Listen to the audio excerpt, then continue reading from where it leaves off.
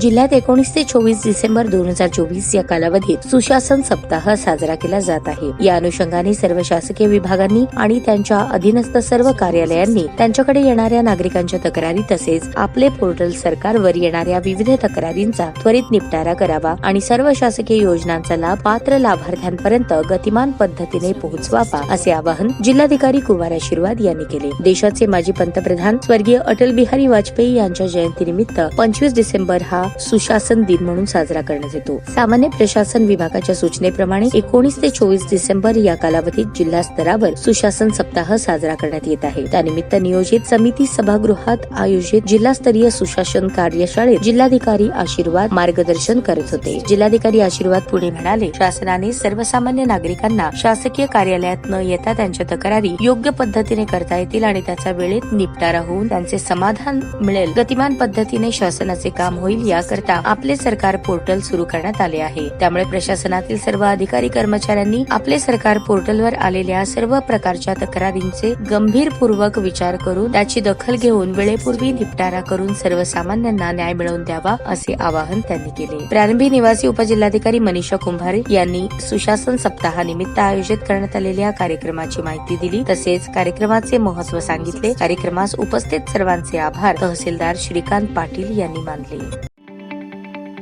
ताज्या बातम्या पाहण्यासाठी प्राईम महाराष्ट्र न्यूज चॅनलला सबस्क्राईब करा।